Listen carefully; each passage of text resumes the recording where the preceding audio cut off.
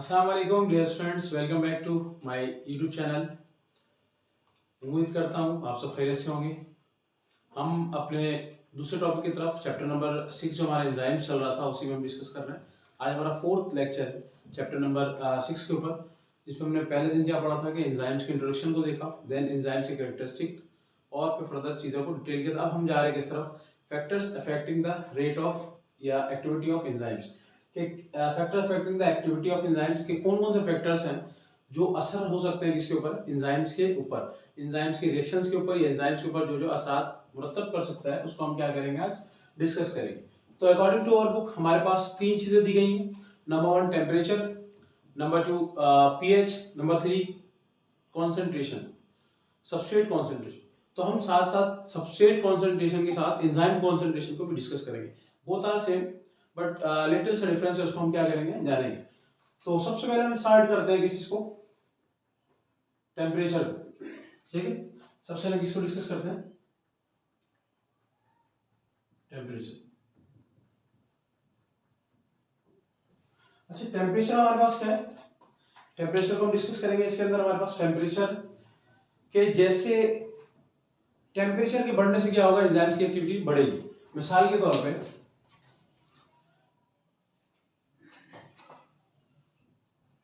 जब टेम्परेचर क्या होगा, टेम्परेचर इंक्रीज करेगा, ठीक है, तो उससे रेट ऑफ रिएक्शन जो होगा, रेट ऑफ रिएक्शन मतलब रेट ऑफ एंजाइम्स रिएक्शन या रेट ऑफ एक्टिविटी जो है एंजाइम्स की, वो क्या होती है, रेट भी इंक्रीज करेगा, ठीक है।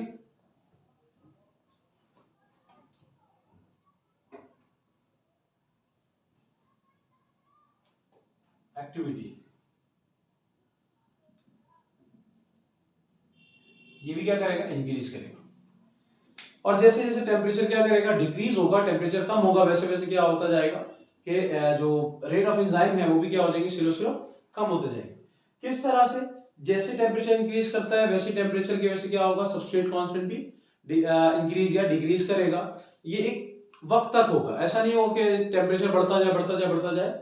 तो उससे पहले हमने पढ़ा था कि लिविंग बॉडी के अंदर जब हम डिस्कस करते हैं तो क्या कहते हैं हम, बायोकैटलिस्ट। तो यहाँ पे भी ये क्या है, एज अ कैटलिस्ट के तौर पे एंजाइम काम कर रहा है। और कैटलिस्ट क्या था कि they are sensitive to pH, concentration and temperature. ये बड़े सेंसिटिव है, किसके लिहाज से, अपने टेम्परेचर के ऊपर, अपने पीएच के ऊपर। अगर वो पीएच चेंज हो जाए तो ये काम नहीं कर पाते सही से, टेम्परेचर कोई चेंज हो जाए तो भी काम नहीं कर पाते। अब टेम्परेचर चेंज हो जाए का मतलब क्या है, टेम्परेचर चेंज हो जाने का मतलब ये है, जैसे मुराद ये है कि हर बॉडी का, हर लिविंग का अपना एक टेम्परेचर कांस्टेंट है। जैसे ह्यूमन बॉडी के जो टेम्परेचर है 37 डिग्री सेल्सियस है, जब ये 37 से इंक्रीज करता है तो क्या होता है कि ये टेम्परेचर क्या हो गया कि इस बॉडी के अंदर जो मौजूद थे एंजाइम्स, लिविंग बॉडी के अंदर जितने भी एंजाइम्स थे ह्यूमन बॉडी के अंदर, वो 37 पे ही काम करेंगे। जैसे ही 37 से आउट होगा या डिक्रीज करेगा तो दोनों में क्या होगा, एक्टिविटी कम या ज्यादा पाई जाएगी, ठीक है। तो हम इसको एक ग्राफ बना करके समझते हैं अकॉर्डिंग टू बुक, जैसे हमारे बुक में दी गई है। तो सिंपल सा एक ग्राफ बनाते हैं। ग्राफ के लिए हमारे पास दो एक्सिस मौजूद होती है, एक एक्स एक्सिस और एक वाई एक्सिस। ये हमारे पास कंसाइड करते हैं कि एक्स एक्सिस है, ये हमारे पास क्या है, वाई एक्सिस, ठीक है। तो अब एक्स एक्सिस पे हम जो है रख लेते हैं क्या चीज, टेम्परेचर।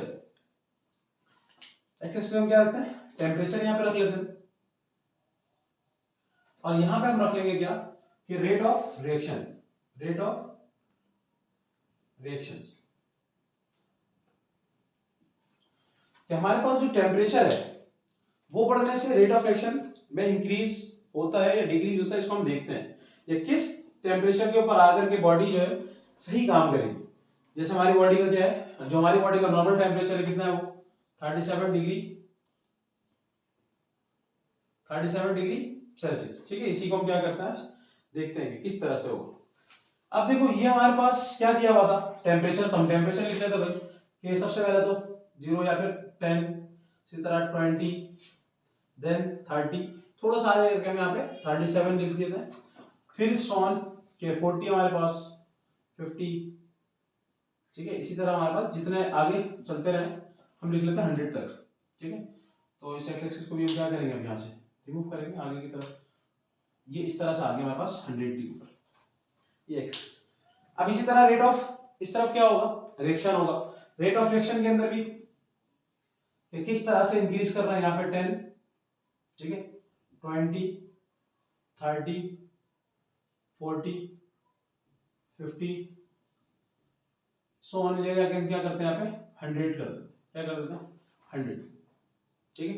100 वहां पे क्या हो गया हमारे पास कि 100 क्या हो गया 100% लगा, समझ लो यहाँ पे क्या हो गया 100% काम हो। जब यहाँ पे पहुंचेगा तो क्या होगा, ऑप्टिमम टेम्परेचर के ऊपर क्या होगा, यहाँ पे बहुत फास्ट काम होगा। जब रिएक्शन हमारे पास देखो जैसे जैसे हम क्या करेंगे टेम्परेचर इंक्रीज करवाते जाएंगे, ठीक है, तो क्या होता जाएगा इस तरह से ये बढ़ता जाएगा बढ़ता जाएगा, ठीक है। जैसे जैसे टेम्परेचर क्या होगा इसका,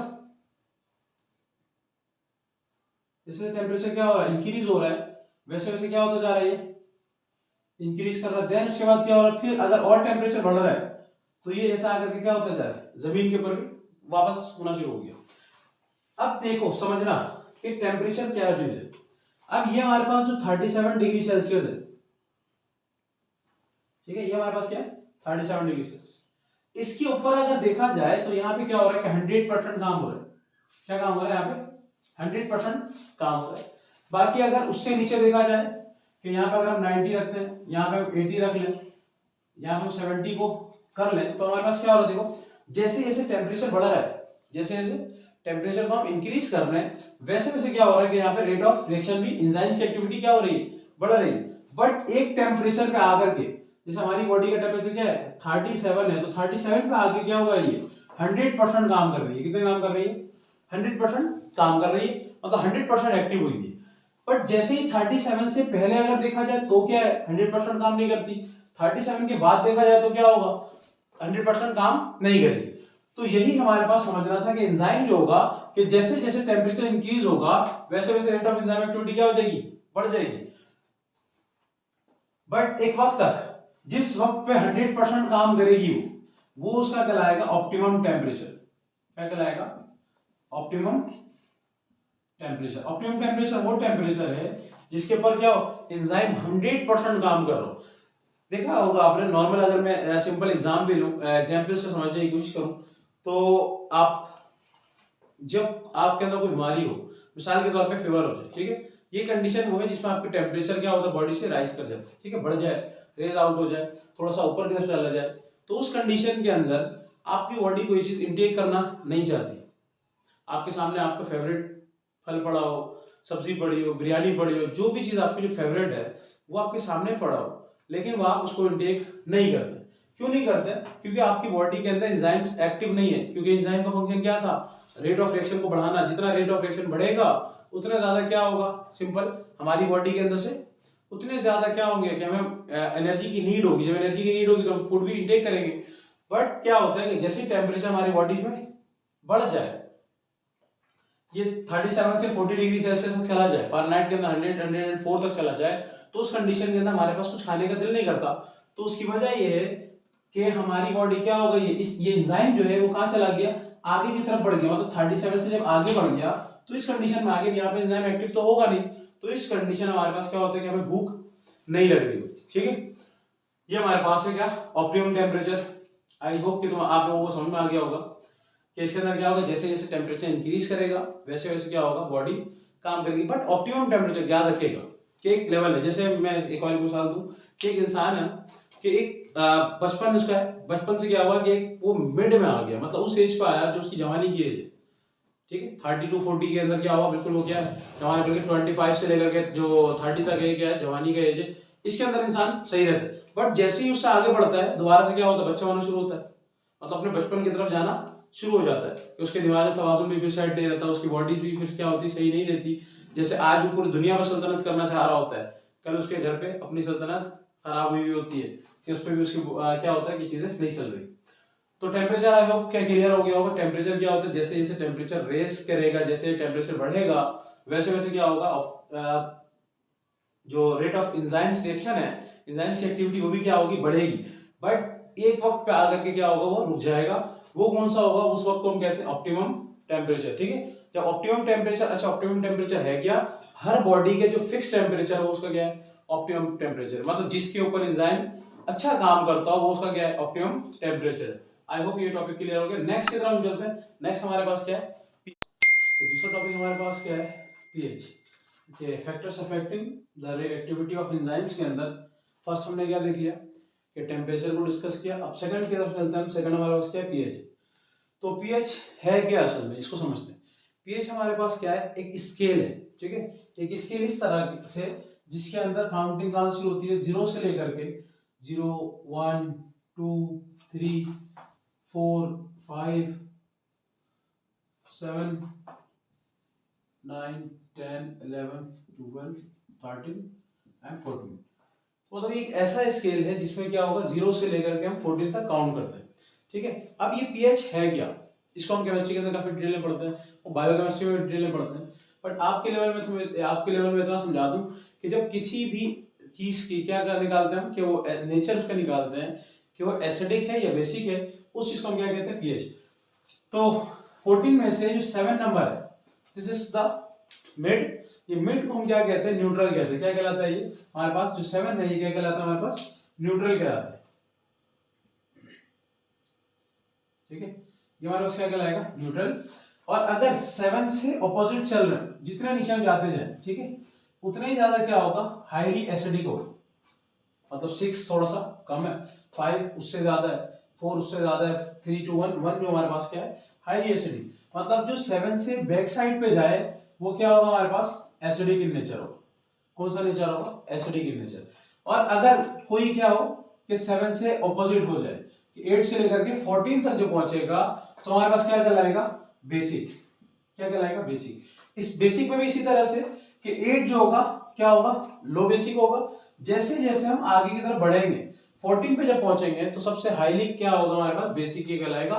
जैसे ये हाईली एसिडिक 0 पे है, 1 पे है, तो इस तरह से हमारे पास क्या होता है, हाईली बेसिक होता है। अब देखने का ये है, समझने का ये हमारे पास है, कॉन्सेप्ट असल समझना ये कि भाई पीएच के अंदर क्या किरदार अदा होगा, पीएच एंजाइम्स के ऊपर किस तरह से इफेक्ट करेगा।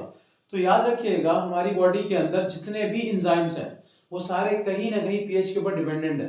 अगर पीएच चेंज हो जाए, जरा सा भी पीएच चेंज हो जाए, तो फिर वो क्या होता है कि काम एक्टिविटी नहीं कर पाते। जैसे मिसाल के तौर पे हमारे पास पहला मौजूद है पेप्सिन, ठीक है। कौन सी किसकी बात कर रहे हैं, पेप्सिन। सेकंड हमारे पास क्या है, स्लेवरी अमाइलेज, ठीक है। और थर्ड हमारे पास जो है, हम जिसको समझने के लिए आसानी के तौर पे कि एक एसिडिक नेचर, बेसिक नेचर और न्यूट्रल नेचर, उसको हम समझते हैं। थर्ड हमारे पास है लाइपेज, ठीक है, लाइपेज। अब समझना किस तरह से कि पेप्सिन के अगर नेचर को देखा जाए, किसको देखा जाए, पेप्सिन के नेचर को, तो ये इसके जो पीएच है वो क्या हमारे पास है कि 2 से 3 के अंदर क्या होता है, मतलब 1 से 3 के दरम्यान में क्या होगा, हाई एसिडिक नेचर के ऊपर क्या करता है, काम करता है। ये हमारे पास स्टमक के अंदर यूज होता है। और ये हमारे पास क्या होगा कि 2 से 3 के अंदर क्या होगा, हाई वर्क करेगा। इसका मतलब जो इसका ऑप्टिमम पीएच है वो क्या हो गया, 2 और 3, ये 2 के दरमियान 3 के दरमियान क्या है इसका ऑप्टिमम पीएच है, ठीक है। इसी तरह सलाइवरी वाले हमारे पास जो माउथ के रीजन पे मौजूद है, जिसको हम थूक कह रहे होते हैं, इसके अंदर जो एंजाइम्स मौजूद है वो हमारे पास किस नेचर के, ये हमारे पास 6 to 8 के दरमियान पाए जाते हैं। कहां पे, 6 to 8 के दरमियान। केस ये हमारे पास क्या है, न्यूट्रल केस के अंदर पाया। अच्छा न्यूट्रल होता है क्या, इसको हम डिस्कस अभी करते हैं। अच्छा ये हमारे पास 6 to 8 के अंदर होता है, तो इसके जो 6 to 8 है, मतलब 7 इसका क्या होगा कि ऑप्टिमम टेम्परेचर क्या है, ऑप्टिमम पीएच है। अच्छा तीसरी चीज हमारे पास है, ये हमारे पास क्या होता है कि ये जो हमारे पास आता है ये 8 से 10 के दरमियान होता है। कहां होता है, 8 से 10 के दरमियान, 8 to 10 के अंदर अगर ये आ रहा है, तो इसका मतलब ये हमारे पास क्या है कि ये हमारे पास बेसिक इन नेचर का, किस नेचर का है, इसका पीएच क्या होगा, इसका ऑप्टिमम पीएच ये कहलाएगा, ठीक है, ऑप्टिमम पीएच ये कहलाएगा।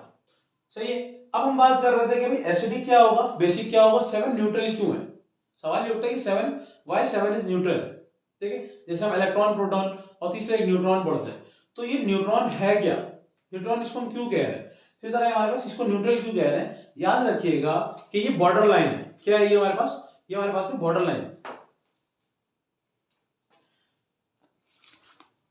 ये हमारे पास क्या है, बॉर्डर लाइन है, याद रखिएगा। बॉर्डर लाइन किस तरह से कि अगर इस तरफ से देखा जाए, किस तरफ से कि अगर हम एसिडिक इन नेचर से देखें तो एसिडिक इन नेचर भी कहां पे आके टकरा रहा है 7 पे। अगर 8 वाले से देखें बेसिक इन नेचर से तो भी आगे कहां टकराता है 7 के ऊपर। मतलब 7 वो दीवार है जिसके एक तरफ साफ पानी है, दूसरी तरफ गंदा पानी है, या एक तरफ हाईली केमिकल्स पानी है, दूसरी तरफ क्या है प्योर पानी पड़ा हुआ है, या एक तरफ समुद्र का पानी है, दूसरी तरफ क्या है तालाब का पानी है, इस तरह से। तो ये वो दीवार है जो दोनों साइड को टच कर रहा है, मतलब इधर से समुद्र का पानी आगे लग रहा है, इधर से दरिया का पानी भी आगे क्या हो रहा है, तालाब का पानी भी आगे लग रहा है। तो ये इसका नेचर ये है कि दोनों के साथ मिलके रहने वाला है, ठीक है। तो इस वजह से इसको हम क्या कहते हैं, न्यूट्रल कहते हैं। इसी तरह हम वहां पे आपने देखा होगा इलेक्ट्रॉन, प्रोटॉन और न्यूट्रॉन। न्यूट्रॉन में अक्सर लोग कहते हैं कि भाई कोई चार्ज नहीं है, बट न्यूट्रॉन है क्या, न्यूट्रल है। न्यूट्रल का मतलब ये हुआ कि जिसके पास दोनों चार्जेस मौजूद हो, पॉजिटिव भी मौजूद है और नेगेटिव भी। इसी वजह से दोनों के साथ क्या होता है, कोलाइड करने की सलाहियत रखता है। तो आई होप कि पीएच भी आपको क्या हो गया होगा क्लियर। पीएच के अंदर कोई सवाल अगर है तो आप पूछ सकते हैं। आपको आई थिंक सारी चीजें क्लियर हो गई होंगी। ये हमारे पास पीएच असल है क्या, कि किसी भी चीज की जो मेजरमेंट करेगा, ठीक है। अब होता कैसे है, ये सारी की सारी चीजें फर्स्ट ईयर की क्लास के अंदर इंशाल्लाह डिटेल के अंदर इसको डिस्कस करेंगे। तो आई होप ये समझ में आ गया। तो हम चलते हैं अब किस तरफ, अपने नेक्स्ट टॉपिक की तरफ। नेक्स्ट हमारे पास क्या, एंजाइम कॉन्सेंट्रेशन। तो एंजाइम कॉन्सेंट्रेशन और सबस्ट्रेट कॉन्सेंट्रेशन, इन दोनों को समझते हैं जी। तीसरा हमारे पास जो है वो क्या है, एंजाइम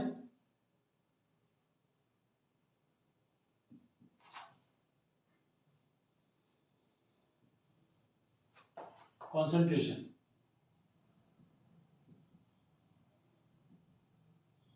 ठीक है। एंजाइम कॉन्सेंट्रेशन क्या है इसको समझते हैं।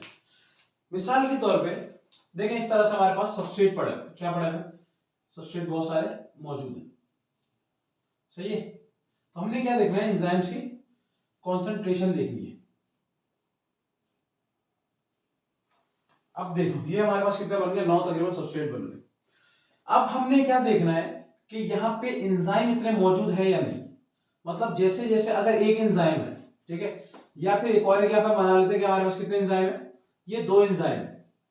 अब एंजाइम एक सबस्ट्रेट आकर के इसके साथ अटैच हो जाएगा, दूसरा इसके साथ क्या हो जाएगा, अटैच हो जाएगा।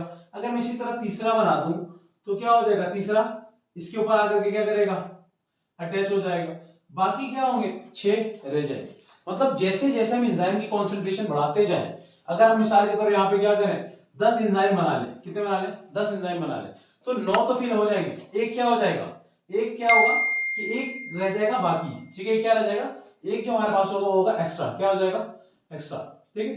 तो ये एक एक्स्ट्रा है, इसका मतलब क्या हो रहा है कि जितने ज्यादा एंजाइम की कॉन्सेंट्रेशन अगर हम बढ़ा लें, बट एक और चीज हम मिस हो गया, वो ये हो गया कि भाई अगर यहाँ पे देखो 3 एंजाइम्स हैं, तो अब ये कि 1 सेकंड के अंदर कितने मॉलिक्यूल्स हो रहे हैं, 3 मॉलिक्यूल्स हमारे पास है। वो क्या हो रहा है, सबस्ट्रेट 3 बाइंड हो रहा है और 3 प्रोडक्ट के अंदर कन्वर्ट हो रहा है। तो जिस तरह से एंजाइम्स को हम क्या करेंगे, बढ़ाते जाएंगे, देन ग्राफ बना कर समझते हैं, ठीक है।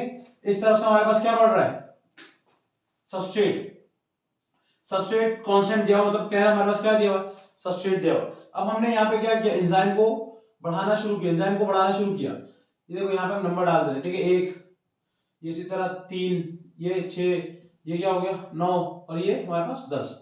समझना आसानी के लिए। अब यहाँ पे हमारे पास क्या चल रहा है, एंजाइम्स भी चल रहे हैं। यहाँ पे हमने क्या बढ़ाया, रिएक्शन, मतलब कि यहाँ पे कितने सबस्ट्रेट मौजूद है, और यहाँ पे हमारे पास क्या आ गया, एंजाइम्स। अब एंजाइम जैसे जैसे बढ़ता जाएगा, ठीक है, सबस्ट्रेट अगर कम हो जाए, सबस्ट्रेट जितना है उतने पे ही क्या होगा, एंजाइम एक्टिव होगा। लेकिन जहां तक सबस्ट्रेट खत्म हो जाएगा फिर क्या हो जाएगा, वहां से टर्न कर जाएगा। अब एंजाइम जितना भी हम बढ़ा ले तो उससे क्या होगा, सबस्ट्रेट पे कोई असर होने वाला नहीं, क्योंकि सबस्ट्रेट है ही नहीं। मिसाल इस तरह से कि आप क्या करें, कोई काम स्टार्ट करते हैं, ठीक है, मतलब कि आपके घर पे कोई काम हो रहा है, ब्लॉक बाहर पड़ा हुआ है। अब इस ब्लॉक को उठाने के लिए मजदूर की रिक्वायरमेंट है। ब्लॉक ना हो, मजदूर आ जाए तो फायदा नहीं है। इसी तरह कि हम मजदूर बुलाते जाएं लेकिन हमारे पास इक्विपमेंट्स ना हो तो फायदा नहीं।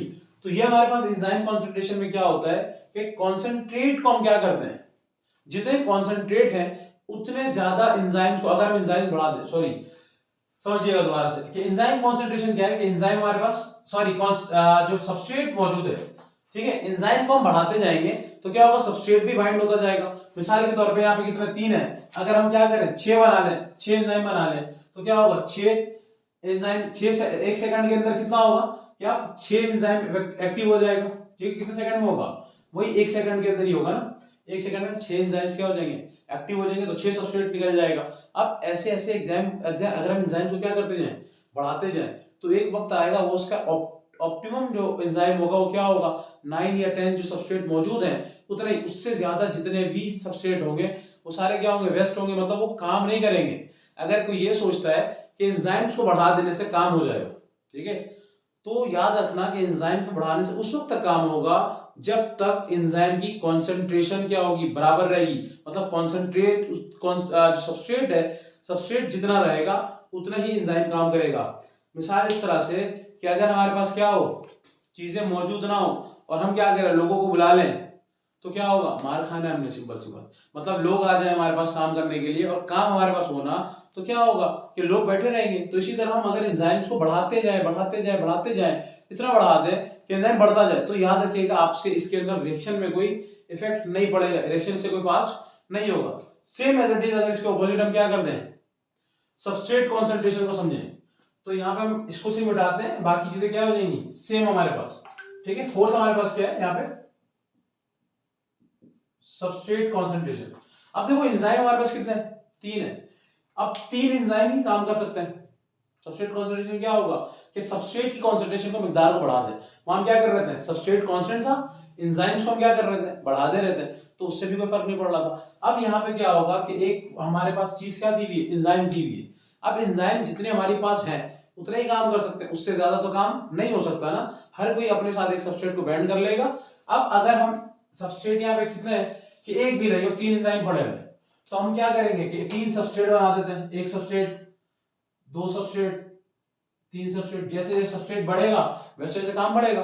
बट अब क्या करें कि हम और ज्यादा सबस्ट्रेट बनाते रहें, सबस्ट्रेट बनाते रहें, हम सबस्ट्रेट क्या करें, ला करके देते रहें, तो उससे क्या होगा कि एंजाइम तेज काम करे, नहीं, एंजाइम काम नहीं करेगा। क्यों नहीं करेगा, क्योंकि सबस्ट्रेट कंसंट्रेशन बढ़ने से एंजाइम इसलिए काम तेज नहीं करेगा क्योंकि जितने एंजाइम्स हैं उस लिहाज से उन्होंने क्या कर लिया, अपने साथ एक्टिव साइट पे तमाम के तमाम एंजाइम्स को क्या कर लिया, कैच कर लिया। तो बाकी जितने सबस्ट्रेट मौजूद होंगे, जब तक पुराना रिएक्शन कंप्लीट नहीं होता, जब तक क्या होगा, न्यू एंजाइम्स एक्टिवेशन नहीं करेगा। क्लियर है? आई होप कि ये टॉपिक समझ में आ गया होगा, आपको क्लियर हो गया होगा कि एंजाइम कंसंट्रेशन क्या होता है और सबस्ट्रेट कंसंट्रेशन क्या होता है। तो इंशाल्लाह उम्मीद करते हैं कि आपको सारी चीजें क्लियर हो गई होंगी। अगर कोई सवाल हो, कोई चीज समझ में नहीं आई हो, तो आप हमें कमेंट्स भी कर सकते हैं। यहाँ पे व्हाट्सएप नंबर दिया हो तो उस पर भी आप हमसे रब्ता करके इसके तमाम सॉल्यूशंस को हम दोबारा से रिव्यू कर देंगे। अगर आपको समझ में नहीं आता तो फिर उम्मीद है कि आपको सारी समझ में आएगी। तो आज की क्लास यहीं तक, इंशाल्लाह फिर अगली क्लास में जो हम नेक्स्ट टॉपिक को लेकर के आगे मैकेनिज्म्स ऑफ एंजाइम जो हमारी बुक के मुताबिक है उनको हम डिस्कस करेंगे। जब तक के लिए इजाजत दीजिए।